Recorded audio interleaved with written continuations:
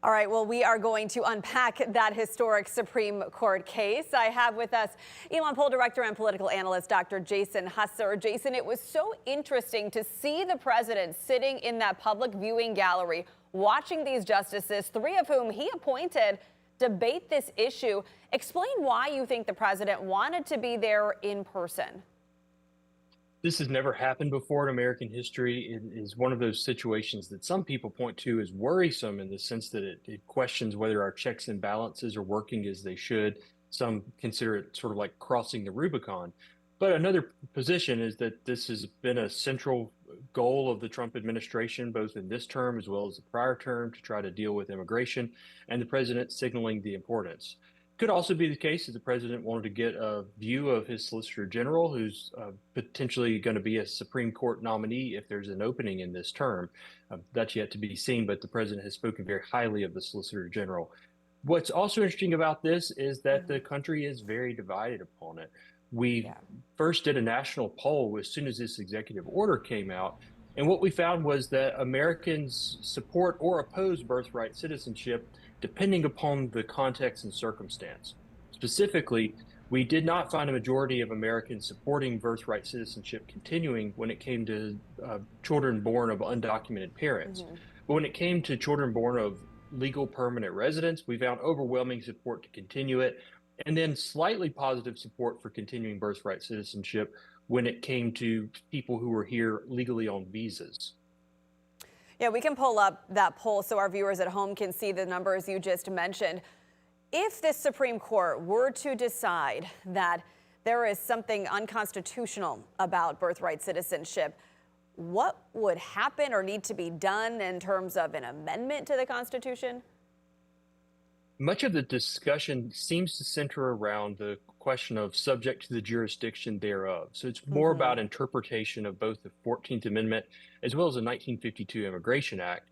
If the court changes what subject to the jurisdiction thereof is defined as, we could see that executive actions, such as whether or not to grant passports or other forms of documentation, are upheld. Currently, those are blocked by courts. If that happens, we could see a really long-term generational shift in the demographic makeup of the country, where we have fewer and fewer new citizens being born in the country to parents who are not citizens or legal permanent residents. It's important to point out, though, that the executive order does not attempt to retroactively apply this piece of legislation or this executive order, meaning there's not going to be citizenship revoked for people who've been citizens their whole lives, but who would not get through today. We'll be closely monitoring that with this decision set for June. I want to get to the issue top of mind for everyone right now, the state of our economy. The president last night in his address touted his role in more than 50 record stock market days, what he says is low inflation at 2.4%. Yesterday, you released a poll of North Carolina voters and asked them, has the national economy gotten better, stayed the same, or gotten worse since the president retook office? What did you find in those results? We found that most North Carolinians are dissatisfied with the current state of the economy. Only about 3% of North Carolina adults gave the economy an A.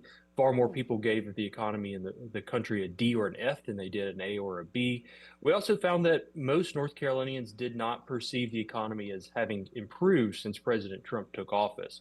What is noteworthy for, I think, Republicans to pay attention to is that even among Republicans, a substantial minority of them feel that the economy has gotten worse.